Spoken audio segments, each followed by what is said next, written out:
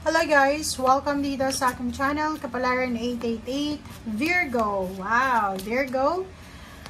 Tingnan natin Virgo kung ano yung messages, ano yung vibration, ano yung energy. Pasensya na sa nabubulol na naman ako.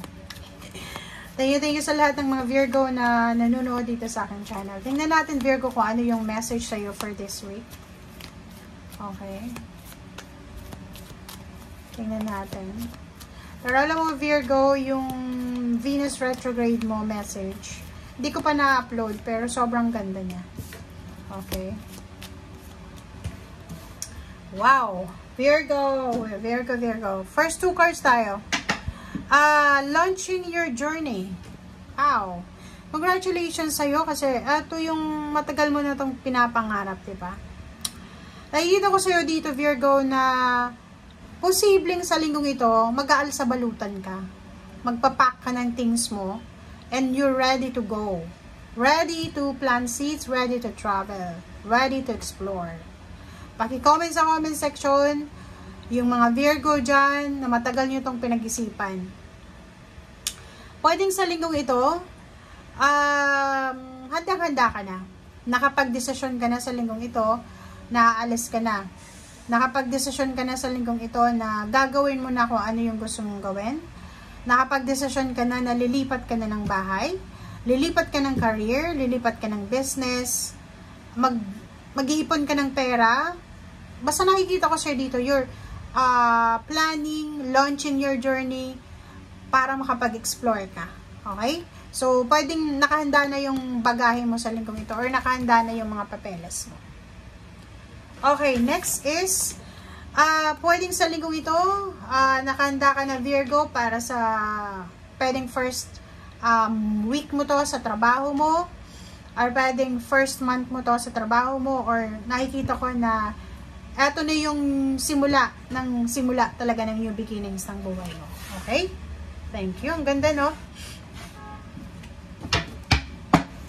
Okay, Virgo.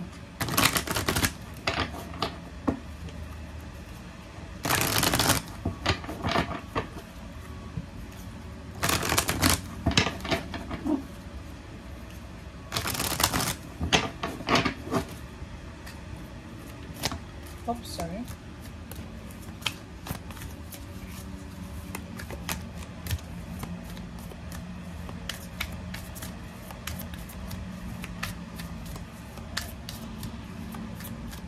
Virgo. Kumuha tayo dito ng 2 cards. Wow, Virgo. 6. Okay. So, nakikita ko sir dito, itong 6 na to is all about ano to, 6 of Wands, diba? Success to.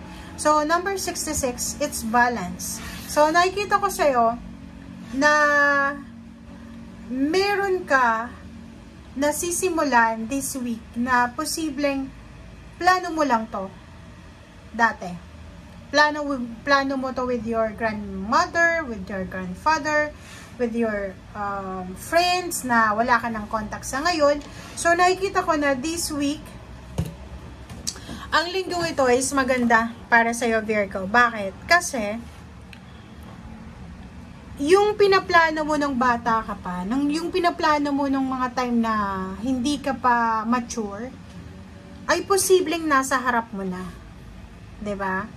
So, marami kang maaalala sa linggong ito na maaalala mo na parang iisipin mo, ay, eto, ano lang to eh. Ano ko lang to dati eh. Biro-biro ko lang. Tingnan mo, magsasign ako ng contract, papunta na ako ng Canada, ng Australia, ng Europa, ng America, parang ganyan. So, material and spiritual prosperity, sa linggong ito, sinasabi na you're planting seeds, magsisimula ka, nagtatanim ka ngayon ng material and spiritual prosperity sa isang fertile soil. So, pwedeng yung iba sa inyo talaga, pwedeng papunta ng ibang bansa, or pwedeng paalis sila sa stagnant na lugar. Papunta sila doon sa fertile soil, sa fertile environment, na kung saan doon sila talaga nakatadhana na tumira, doon nakatadhana na magtrabaho, or doon talaga sila nakatadhana na mamuhay. Parang ganun. Okay? But, etong memories of love na to guys, mayroon kang mga spiritual helpers, guides, siguro mga kapamilya mo to, grandparents, na siguro wala na sila sa mundo, and nandyan sila para sa spiritual na tulong. So, naandyan sila. So, you have team. May team ka ng spiritual helpers na tinutulungan ka sa bawat bagay-bagay, sitwasyon na pinagdadaanan, maganda man o hindi maganda. Okay? Virgo, sa linggong ito, nakikita ko sa'yo na financially you're struggling. Okay? Mayroon kang pinagdadaanan na financial problems. Meron kang competition, pag-aaway, pwedeng involved ka sa away. Pwedeng kaaway mo yung pamilya mo, or pwedeng involved ka sa parang tawag dito, involved ka sa isang sitwasyon na competitive, parang ganun. But nandito yung strength, sinasabi sa'yo na magpakatatag ka.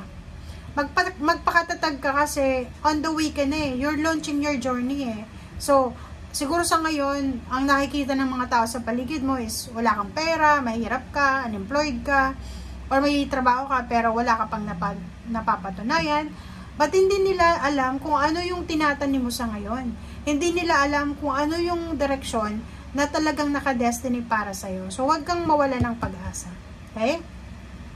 Doon sa mga Virgo na bagong graduate, bagong terminate sa trabaho, nagbakasyon, tapos wala ng pera sa ngayon, or nahihirapan kang mag-apply ng trabaho. Kasi to, is either masyadong competitive yung panahon ngayon kasi maraming unemployed, diba? So, kung nag-a-apply ka ng trabaho, pwedeng nahihirapan ka.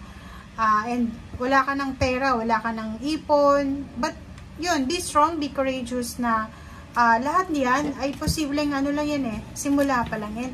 Wala namang nagsisimula dito sa mundo na talagang biglang yaman na. So, kailangan mo na maging mapasensya. Okay?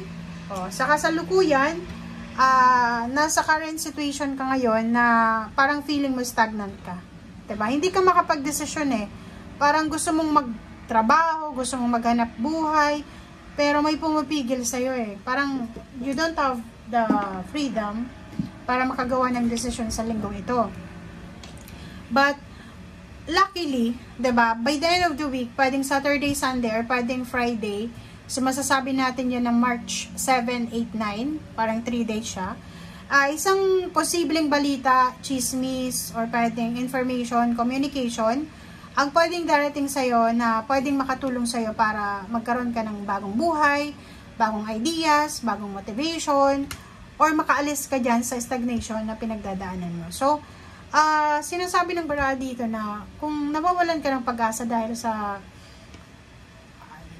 nahihirapan kang makipag-compete lalo sa pag nag-a-apply ng trabaho, diba? Napakahirap ngayon. Dito sinasabi na i-relax mo lang yung isip at puso mo. Huwag mong i-pressure yung sarili mo kasi alam mo ba sa trabaho, love life, trabaho, career, minsan kung hindi para sa'yo, hindi para sa'yo. Diba? So, wag nating i-pressure, wag nating kontrolin yung sitwasyon. Pray, let go, let God, let it flow. Ask divine intervention. Diba? Panginoon, tulungan mo ako kung paano ko mahanap yung trabaho, yung love life na para sa akin, yung lugar na para sa akin. Okay? So, thank you guys for watching. Bye!